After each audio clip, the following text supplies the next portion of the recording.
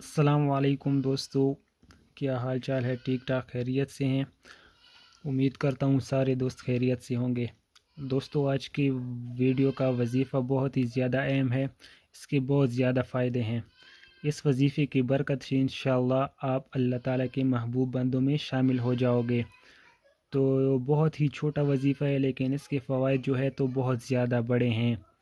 تو وظیفہ کیا ہے وہ میں آپ کو بتاتا ہوں، لیکن اس سے پہلے ایک چھوٹی سی ریکویسٹ کہ ہمارے چینل کو سبسکرائب کریں اور بیل آئیکن بھی کلک کریں تاکہ آنے والی ہر ویڈیو کا نوٹیفیکیشن آپ دوستوں کو ملتا رہے، اور ویڈیو کو زیادہ سے زیادہ شیئر کریں تاکہ مجھے بھی ثواب ملے اور آپ دوستوں کا بھی ثواب میں حصہ ہو جائے۔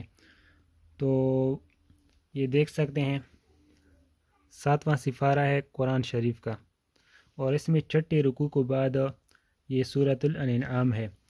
تو اس کی 3 آیات ہیں، جیسے کہ میں آپ کو بیان کرتا ہوں۔ بسم اللہ الرحمن الرحیم، الحمد للہ الذی خلق السماوات والارض وجعل الظلمات والنور ثم الذین کفروا بربهم یعدلون هو الذی خلقکم من طین ثم قضى اجلا واجل مسمى عنده ثم انتم تمترون وهو اللہ فی السماوات وفی الارض یعلم سرکم وجہرکم ویعلم ما تکسبون۔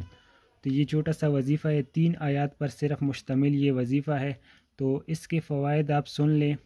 یہ وظیفہ جو کوئی بندہ بھی صبح اور شام ایک ایک مرتبہ پڑھتا ہے، یعنی یہ 3 آیات صبح پڑھ لیے اور 3 آیات شام کو پڑھ لیے، تو اللہ تعالیٰ فرماتے ہیں کہ اے بندے آ تجھے میں عرش کے سائے میں جگہ دوں، یعنی اللہ تعالیٰ کا جو عرش ہے، اللہ فرماتے ہیں کہ اے بندے آ میں تجھے عرش کے سائے میں جگہ دوں، حوض کوثر سے آپ کو پانی پلا دوں، اور زنجبیل کے چشموں سے تجھے نہلاؤں۔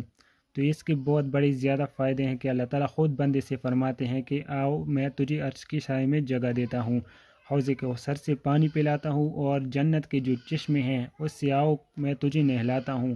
تو پھر خود ہی سمجھ جائیں کہ اس وظیفے کی کتنے برکات ہے کہ اللہ تعالیٰ اس طرح کا آپ کے بارے میں اعلان کر دیتا ہے۔ تو ویڈیو پسند آئی تو لائک کرے، چینل کو سبسکرائب ضرور کرے، دوستوں کے ساتھ زیادہ سے زیادہ شیئر کرے تاکہ ہماری آنے والی ہر ویڈیو جو کہ قرآن کے حوالے سے ہوگی، قرآنی وظائف اس میں ہوگے، مستند وظائف ہوگے، تو وہ آپ کو ٹائم پر ملتے رہیں۔ تو یہ وظیفہ ہے 7ویں سپارے میں ہے، اور چھٹے رکوع کے بعد یہ 7واں رکوع جب یہاں سے شروع ہوتا ہے، تو یہ وظیفہ ہے، آپ کر لیں، انشاءاللہ آپ کو بہت زیادہ فائدہ ہوگا اور اس کے بہت سی کرامات آپ کو دیکھنے کو ملتے رہیں گے۔ تو اللہ حافظ۔